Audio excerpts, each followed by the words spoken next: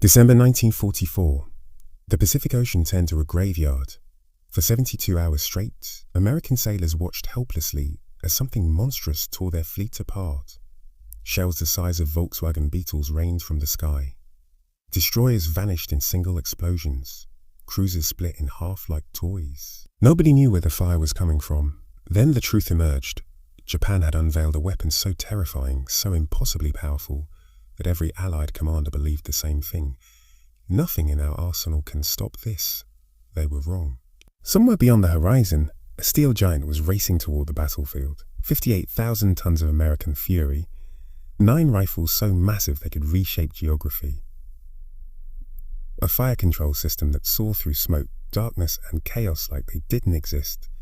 Her name was USS New Jersey. And when she arrived, Japan's invincible weapon would learn a lesson written in fire and blood. American steel doesn't just fight back, it annihilates. What happened in the next 6 hours became the most savage gunnery duel of World War II. And almost nobody talks about it, until now. Before we dive into this carnage, I need you to do something. Look around. Where are you right now? Sitting in California? Maybe freezing in Michigan? Watching from a military base overseas? Perhaps you're in Texas, where they understand exactly what firepower means. Drop your location in the comments. I want to see how far this story travels. And while you're down there, smash that like button if that opening made your heart race. Because YouTube's algorithm decides whether this video reaches 10,000 people or 10 million. So, your single click determines if these forgotten stories get told. Still not subscribed? Brother, you're missing out. We drop military history content that textbooks are afraid to print. Hit subscribe, turn on the bell, never miss another mission briefing. Now let's get back to New Jersey, because things are about to get extremely violent. The first shell arrived without warning. Lieutenant Commander Harrison was standing on the bridge of USS Morrison when the horizon simply erupted. A column of water taller than a 10-story building exploded 200 yards off their starboard bow. For a moment, everyone froze. Then the second shell hit. This one wasn't a miss. It punched through Morrison's forward deck like paper, travelled through 3 compartments, and detonated somewhere near the engine room. The ship lurched violently. Alarms screamed. Steam erupted from ruptured pipes. 47 men died in that single impact. And they still had no idea what was shooting at them. The Japanese had been preparing for this moment since 1941. Hidden deep within volcanic rock on a fortified island, they had constructed something unprecedented, a coastal artillery installation housing weapons never meant for shore batteries. These weren't ordinary guns. They were naval rifles stripped from ships too damaged to sail, mounted on massive concrete platforms, and buried so deep into the mountainside that conventional bombing couldn't touch them. Each barrel stretched 69 feet long. Each shell weighed 3,200 pounds. 200 pounds. Each shot travelled over 26 miles before impact. The Japanese called this installation Tetsu no Kaminari, Iron Thunder. American intelligence had no idea it existed. For 72 hours, Iron Thunder Pacific. The Japanese gunners had spent months calculating every variable, tide patterns, wind currents, temperature gradients. Their fire control wasn't electronic. It was mathematical perfection achieved through obsessive preparation. On day 1, they sank 2 destroyers and crippled a light cruiser. On day 2, they bracketed a supply convoy, forcing it to retreat 40 miles and delaying critical reinforcements. On day 3, they nearly killed an admiral. USS Portland, flagship of the screening force, took a direct hit to her superstructure. The shell didn't explode on impact. It was armor-piercing, designed to penetrate deep before detonating. It travelled through the radio room, through the officers' mess, and finally erupted inside the Combat Information Center. 16 officers died instantly. Admiral Richardson survived only because he'd stepped onto the bridge 30 seconds earlier. When he emerged from the smoke, face blackened, uniform shredded, he issued a single order. Get me a battleship, get me the biggest guns we have, and get them here, now. New Jersey was 340 miles away, escorting carriers in a different operation. She received the emergency transmission at 347 hours. By 351, she had changed course. By 400, her engines were running at 115% rated capacity. She was coming, and she was bringing hell with her. USS New Jersey wasn't just a battleship. She was a floating apocalypse. At 887 feet long, she stretched nearly 3 football fields. Her armor belt, the thick steel protecting her vital systems, measured 12.1 inches at maximum thickness. Her propulsion system generated 212,000 horsepower, enough to push her 58,000-ton mass through the ocean at 33 knots. But her real terror lay in her weapons. 9 16-inch 50 caliber Mark 7 rifles arranged in 3 triple turrets. Each gun could fire a 2,700-pound armor-piercing shell over 24 miles. Each shell hit with enough force to penetrate 30 feet of reinforced concrete. At full broadside, New Jersey could deliver 24,300 pounds of explosive death every 30 seconds. No coastal battery in human history had ever faced anything like her, and she was 12 hours away from proving it. The journey was brutal. New Jersey carved through the Pacific at speeds that should have been impossible for a ship her size. Her bow split waves like an axe through timber.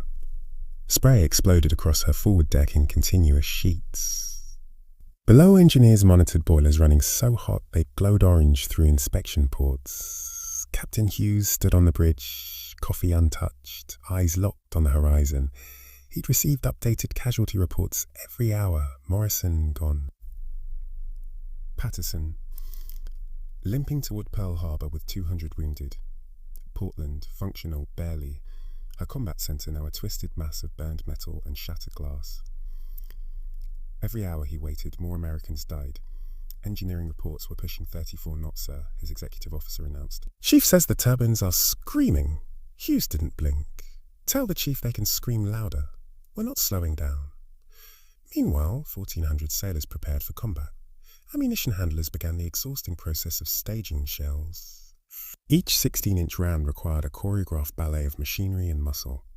Hydraulic lifts carried projectiles from magazines buried deep in the ship's belly. Powder bags, 6 per shot, 110 pounds each, followed in separate hoists. One mistake could detonate the entire magazine. Nobody made mistakes. Gunners' mates inspected every breech mechanism, every firing circuit, every elevation gear. Radar technicians calibrated their equipment obsessively, knowing that finding the hidden Japanese battery would require precision measured in fractions of degrees. Damage control teams rehearsed flooding scenarios.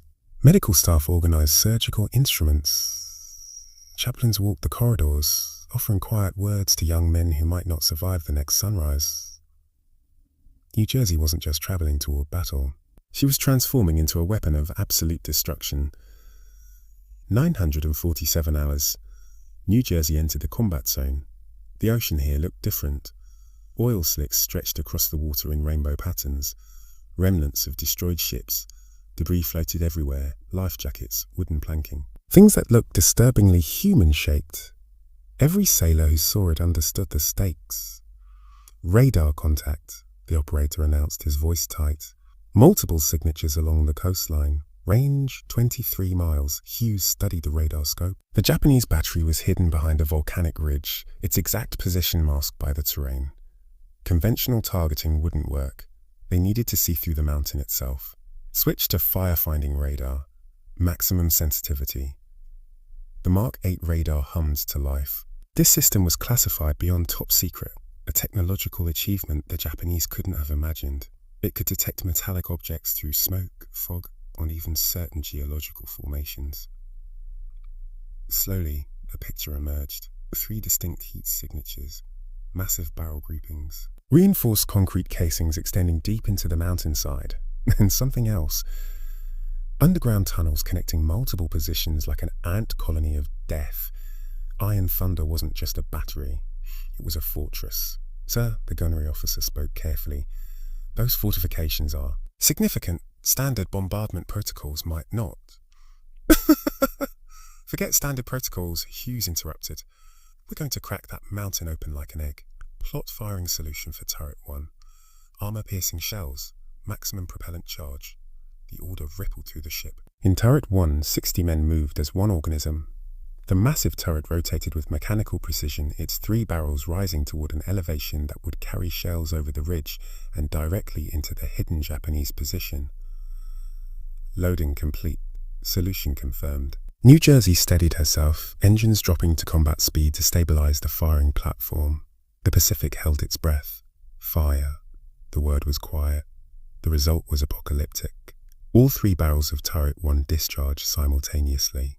A wall of flame erupted from the muzzles, stretching 50 feet into the air. The shockwave hit the water so hard it created a circular depression around the ship, as if the ocean itself was recoiling. The concussion rolled across the deck like a physical force. Sailors standing on exposed positions staggered. Windows vibrated.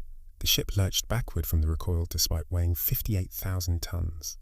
3 shells, 8,100 pounds of armor-piercing fury, climbed into the Pacific sky. For 18 seconds, nobody breathed. Then the horizon transformed into hell. The first shell struck the ridgeline above the Japanese battery. Rock exploded outward in a grey fountain. The second shell hit lower, penetrating the volcanic stone before detonating somewhere inside the mountain. A shudder ran through the entire island. The third shell found something critical. A secondary explosion, massive, orange, catastrophic, erupted from the Japanese position. Ammunition stores. The blast was so powerful it blew debris 300 feet into the air. Column of black smoke mushroomed upward, visible from 30 miles away. First blood belonged to New Jersey. But Iron Thunder wasn't dead. Not yet. Within 90 seconds, the Japanese responded with terrifying efficiency. A shell screamed over New Jersey's superstructure just so close that sailors on the bridge felt the wind displacement. Another plunged into the ocean 40 yards off the port bow, sending a geyser of water crashing across the forward deck. Found her range, and they were adjusting fast, incoming. Brace for impact. The next shell didn't miss. It struck the water directly beside New Jersey's hull, so close that the explosion hammered the armor belt with thousands of pounds of hydraulic force. The ship shuddered violently. Lights flickered below deck. Crewmen were thrown off their feet, no penetration, but the message was clear. Iron Thunder could reach them. Iron Thunder could hurt them, and Iron Thunder wasn't going quietly. Captain Hughes grabbed the intercom, his voice cutting through the chaos. All turrets, continuous fire, blow that mountain into the ocean. Now! New Jersey's 9 rifles answered with a roar that shook the Pacific. The real battle had begun. What happened next became the most intense naval gunnery exchange of the Pacific War. New Jersey opened up with everything she had. All 3 turrets fired in rotating sequence, a continuous thunder that never stopped. Every 30 seconds, 9 shells weighing 2,700 pounds each screamed toward the Japanese fortress. The mathematics were staggering. In 10 minutes, New Jersey delivered over 240,000 pounds of explosives onto a single target. The mountainside wasn't just being bombarded, it was being systematically demolished. Huge sections of cliff face collapsed into the ocean. Concrete bunkers that had taken years to construct crumbled in seconds. Underground tunnels caved in, burying equipment and men beneath thousands of tons of volcanic rock. But Iron Thunder refused to die. The Japanese had prepared for exactly this scenario. Their battery wasn't one position. It was multiple positions connected by deep tunnels. When one gun was destroyed, crews relocated to another.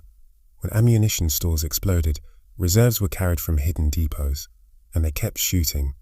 Their shells walked closer and closer to New Jersey with each salvo. The Japanese gunners were elite, men who had trained for years, who understood ballistics with mathematical precision, who refused to accept defeat even as their fortress crumbled around them. A 3,200-pound shell slammed into the water 25 yards from New Jersey's stern. The explosion was so powerful it bent one of her propeller shafts slightly off alignment. Engineers below reported a new vibration, subtle but concerning. Another shell screamed directly over the bridge, close enough that Captain Hughes felt heat on his face. "They're zeroing in," his executive officer warned. "2 more salvos and they'll have us."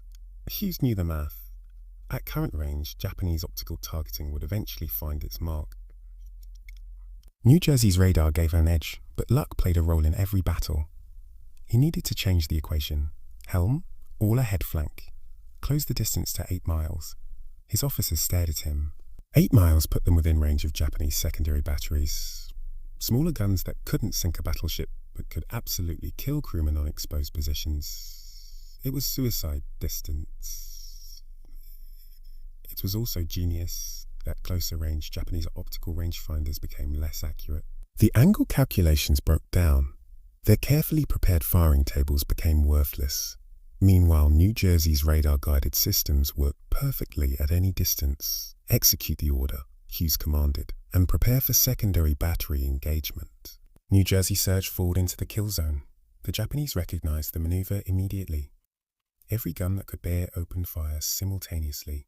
Not just the remaining super guns, but dozens of smaller batteries hidden across the coastline. 150 mm cannons, 150 mm dual-purpose guns, size dual-purpose guns. Even 75 mm rapid-fire weapons designed for anti-aircraft work.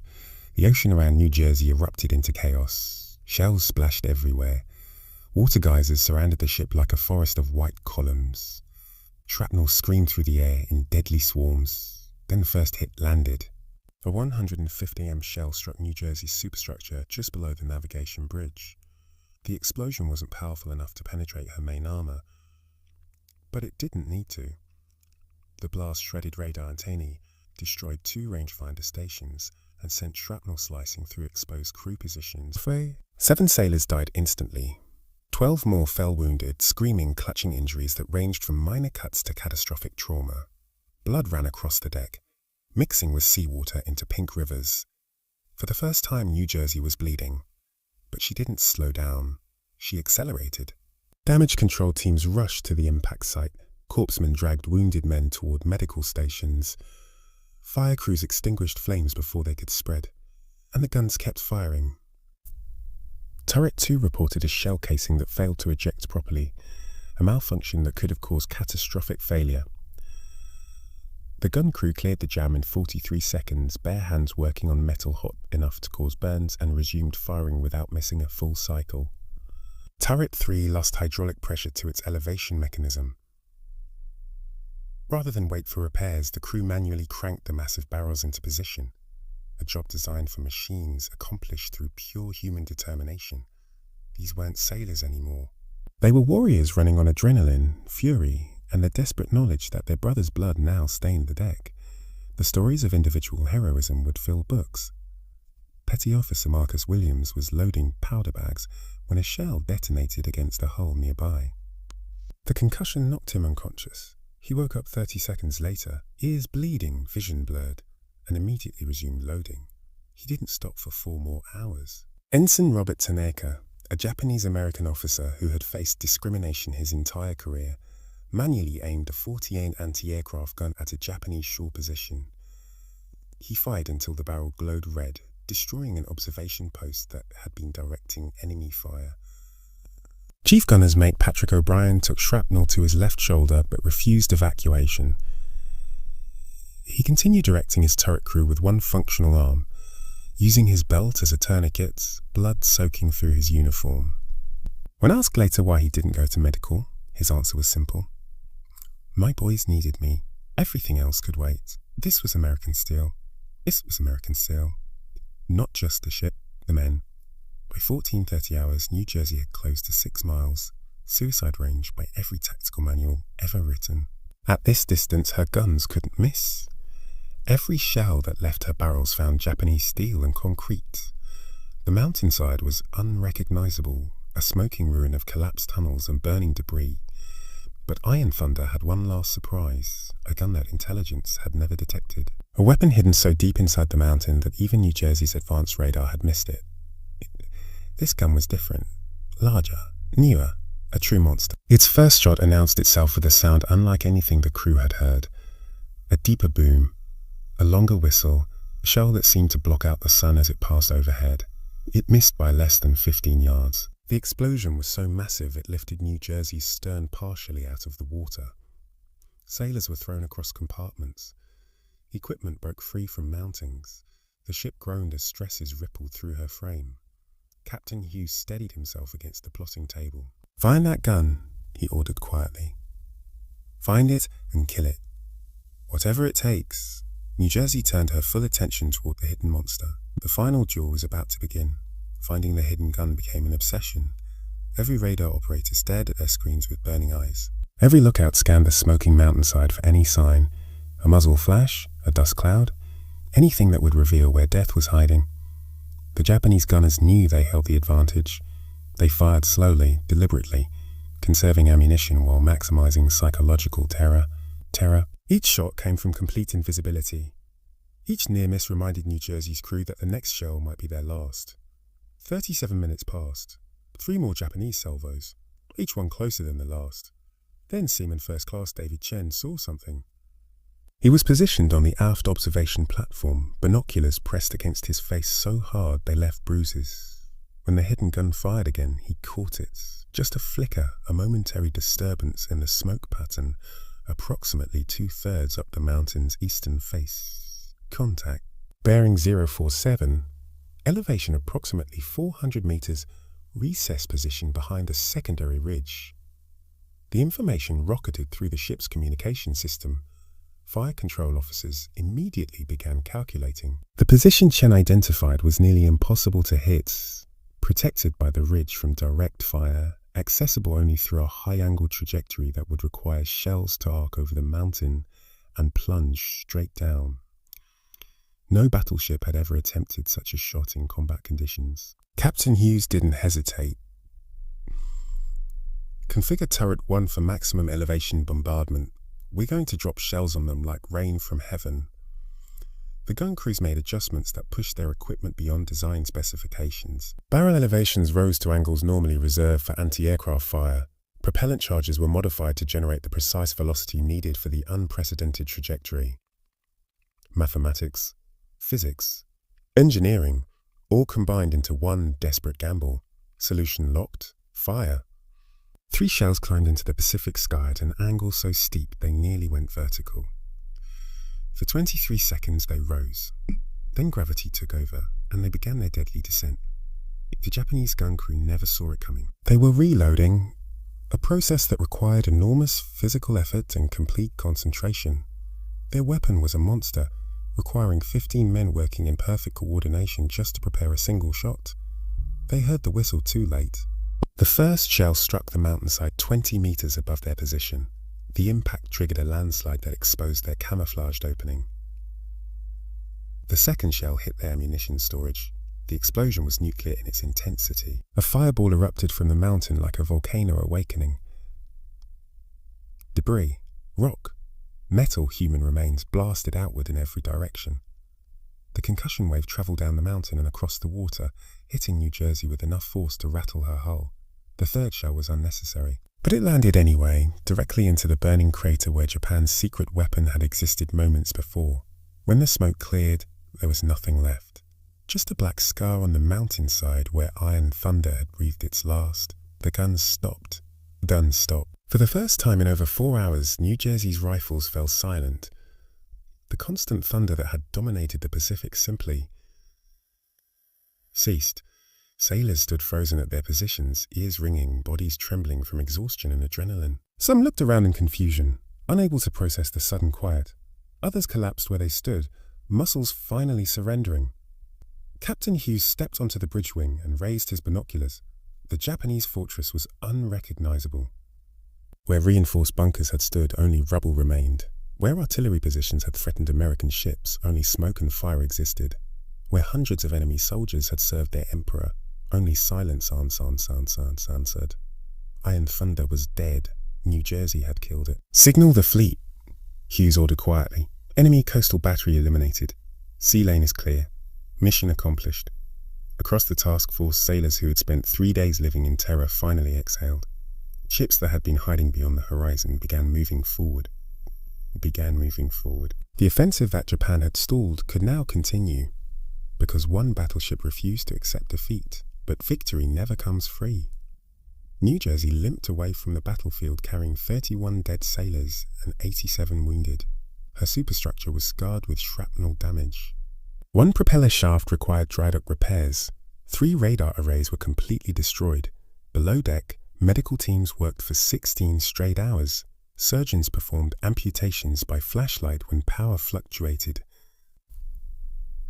Chaplains held hands with dying men and wrote letters to families who would soon receive devastating news. The dead were wrapped in canvas and stored in a refrigerated compartment.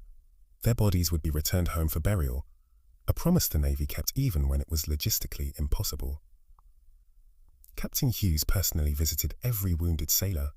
He memorized every name.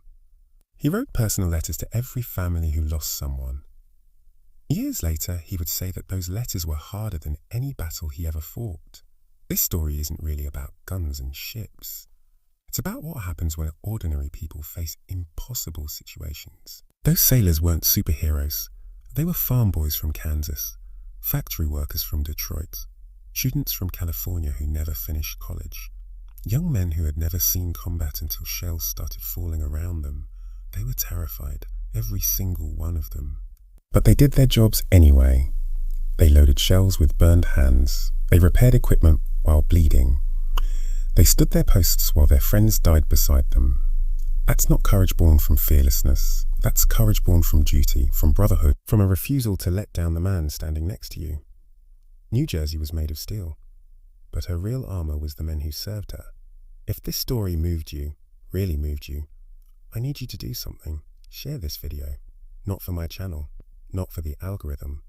Share it because these men deserve to be remembered. Share it because their grandchildren might be watching, might finally understand what Grandpa did in the Pacific. Share it because this kind of history, real bloody human history, matters more than whatever drama is trending on social media. Drop a comment telling me what moment hit you hardest. Was it the first broadside? The crew heroes? The final silence? Subscribe if you want more stories like this. Stories that textbooks forgot. Stories that Hollywood was too afraid to tell. Me. Because as long as we remember them, they never really die. USS New Jersey. BB-62. The Black Dragon. She served her country. Her men gave everything, and now you know their story.